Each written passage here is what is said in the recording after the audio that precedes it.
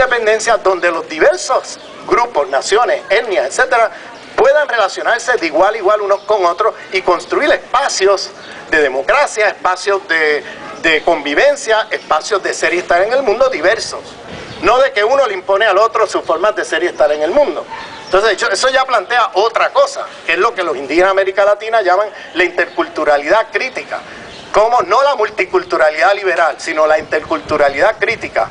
Somos iguales porque somos diferentes. Es decir, no me metas en tu concepto de igualdad. Pregúntame primero si yo quiero ser igual a ti. Y déjame a mí decidir si yo quiero ser igual a ti. No me asumas que la igualdad pasa por yo hacerme exactamente como un francés, un británico, un alemán. O sea, eso es colonialismo, eso es asimilacionismo. Pregúntame primero qué yo quiero ser y cómo yo quiero ser y estar en el mundo. Y déjame ser como yo quiera ser y estar en el mundo. No me tienes que imponer tu forma de ser y estar en el mundo y aceptarme mi igualdad siempre y cuando me asimile a tu cultura. Entonces tenemos un problema, ¿no? Y eso en parte lo sufren muchas de las naciones periféricas subordinadas dentro del Estado español. Pero entonces el proyecto de liberación no puede ser repetir ese esquema para adentro.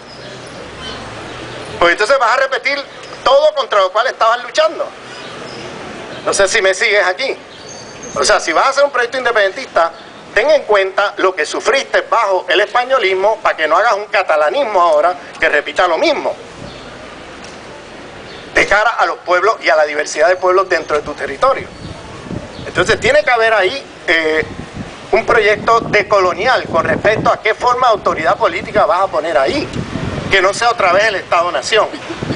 Bien, entonces esa discusión hay que tenerla, ese debate hay que tenerlo, porque de lo contrario es muy fácil volver a repetir los esquemas más fáciles y más de sentido común, que son volver a repetir el Estado-Nación. Bien, fíjense que ese es el gran problema dentro del territorio español, es como una nación se impone a las otras, intenta crear esto del Estado-Nación, ¿no? Y se trata de tragar a todas las otras, ¿no? Ese es el gran problema del españolismo y del Estado españolista, ¿no? Pero si tú intentas superar ese problema a través de hacer lo mismo en el proceso de independencia o de soberanía, entonces no has caminado muy lejos. Estás repitiendo lo mismo contra lo cual estás luchando, ¿no?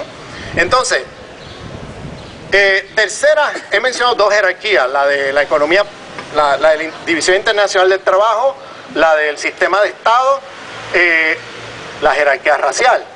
La jerarquía racial a escala global. Esa es otra jerarquía de la colonialidad del poder, ¿no?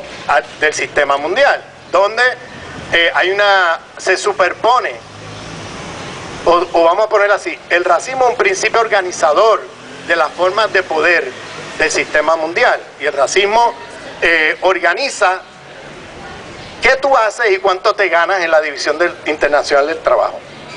Fíjense cómo hay una correspondencia. Nada más que observemos hoy día eso que llaman el proletariado industrial, que en número se ha reducido, siempre ha sido un número minoritario en el sistema mundo.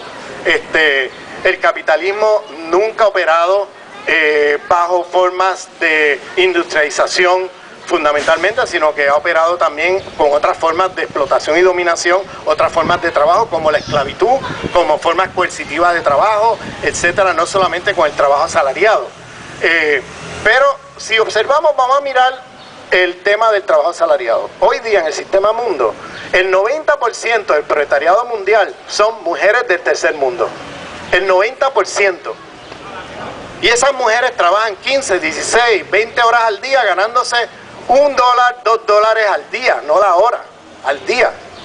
Entonces estamos hablando ahí de cómo se organiza la División Internacional del Trabajo a través de categorías como raza, género y cosas así, que van organizando quién hace qué y cuánto te ganas por lo que hace.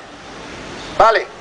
Entonces, el capitalismo no es un sistema insulado que opera simple con lógicas insuladas de dominación, sino que el capitalismo está organizado desde adentro con las lógicas civilizatorias de la modernidad.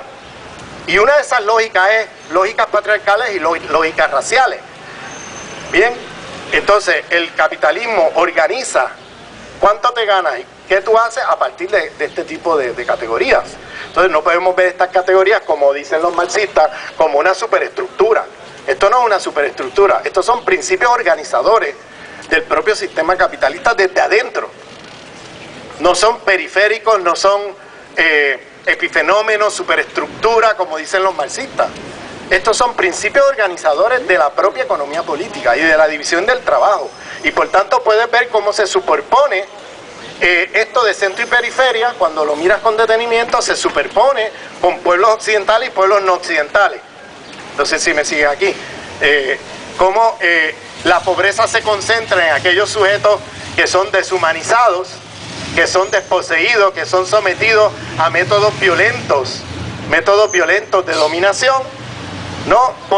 A través de una deshumanización, y aquellos sectores que se benefician de alguna manera del sistema capitalista, sea porque son una aristocracia obrera, ¿no?, en los centros metropolitanos, que ganan unos salarios impresionantes, con condiciones de trabajo impresionantes, ¿no?, una especie de aristocracia obrera en los centros metropolitanos, que viven a costa de la explotación del subglobal.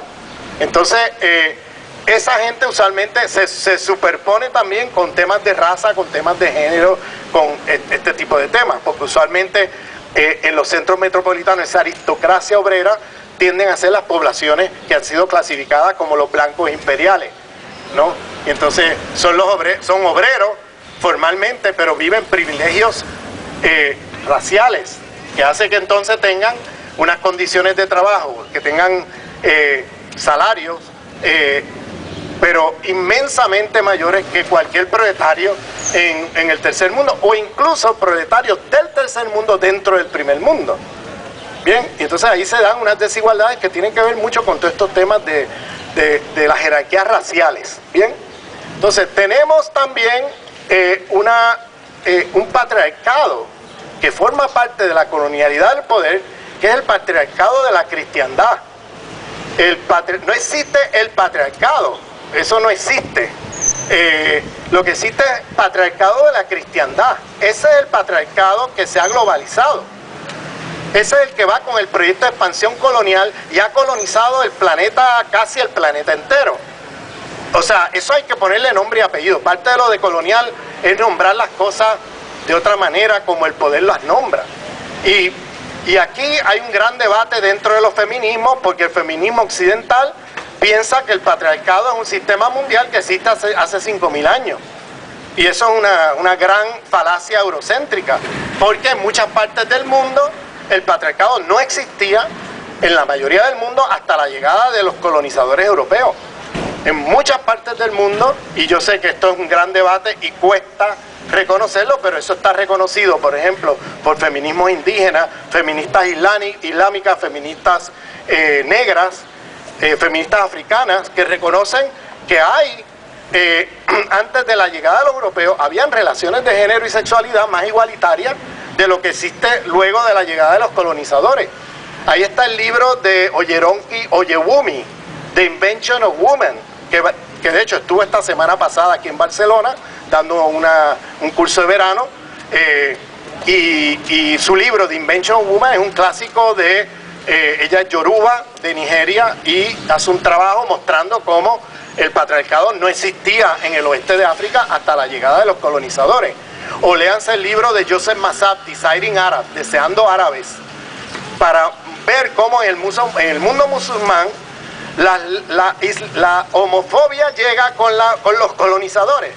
Cómo no existía, habían prácticas sexuales de mucha libertad en el mundo y la civilización musulmana, que termina de alguna manera internalizándose esa homofobia dentro de muchos pueblos musulmanes hoy, a través de las leyes de los colonizadores, que pasaron leyes patologizando las prácticas sexuales, cuando allí había una libertad enorme. Si ustedes miran los orientalistas del siglo XVII y XVIII, iban allí fascinados con la libertad sexual y las prácticas sexuales de la civilización musulmana, y llegaban acá en el siglo ya entrado el XIX y XX, traían fotos y traían cosas así, pero en el XVII y XVIII documentaban la gran libertad sexual que existía en la civilización musulmana. Acuérdense que Europa era la Europa de la cristiandad, era la Europa de como te digo, mucha restricción